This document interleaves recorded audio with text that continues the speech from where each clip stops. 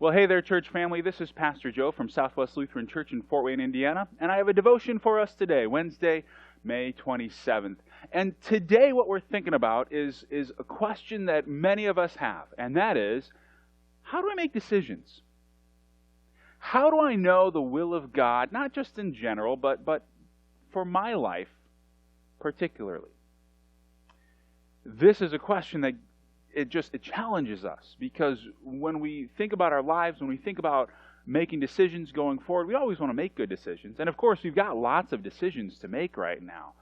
In our own lives, there's always decisions to make. When we're young, we think about schools, we think about careers, we think about people to date, people to marry.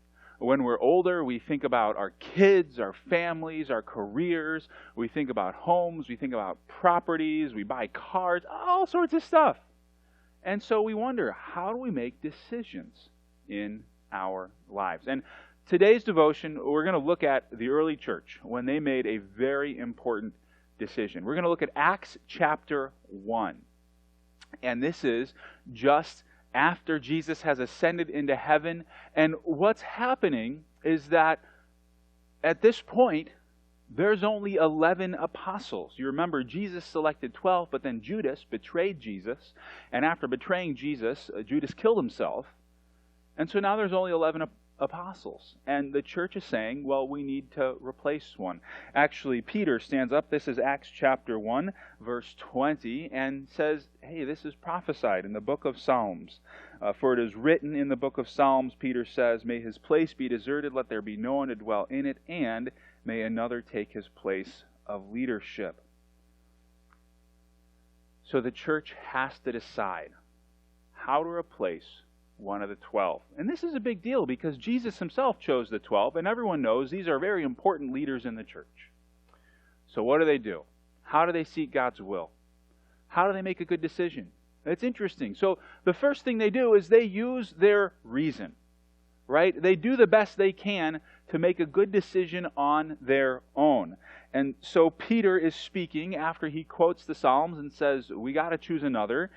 And he continues. He says, therefore it is necessary to choose one of the men who have been with us the whole time the Lord Jesus went in and out among us, beginning from John's baptism to the time when Jesus was taken up from us. For one of these must become a witness with us of his resurrection. So they proposed 2 men, Joseph called Barsabbas, also known as Justus, and Matthias. So what they're doing here is they're thinking hard about what it takes to be an apostle.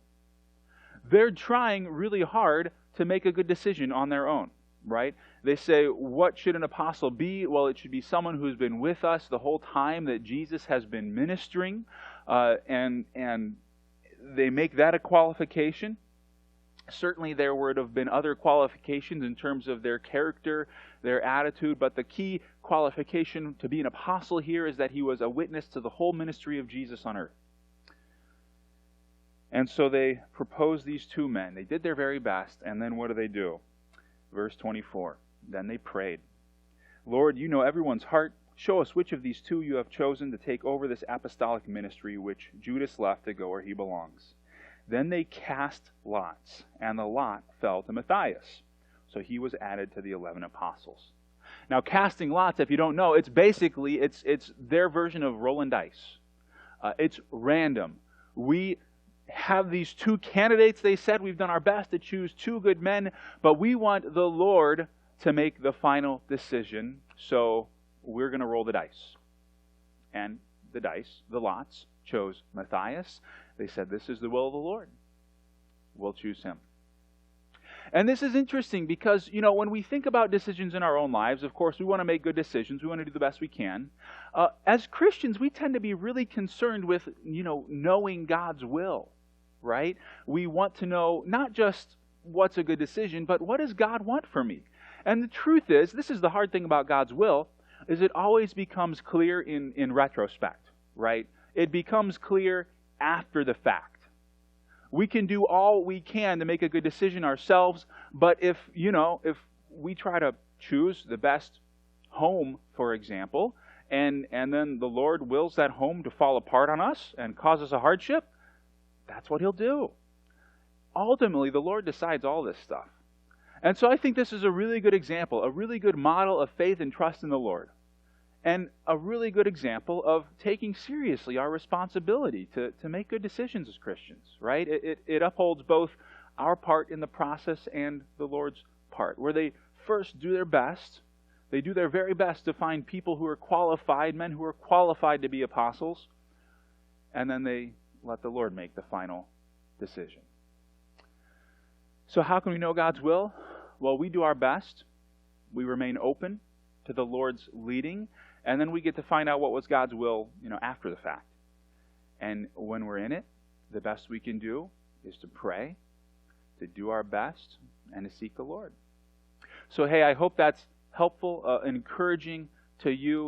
We know we can trust the Lord always because we know He gave His Son Jesus to die on the cross to rise again. And so we know the Lord's will is always to help us, always to care for us, never to hurt us or harm us. Even though He lets those things happen in our lives, those difficult things, the Lord is for us and not against us. I'd love to hear what you have to say. Feel free to share this video. Feel free to make a comment in those comments below, and I'd love to hear from you. So, until next time, take care. God bless.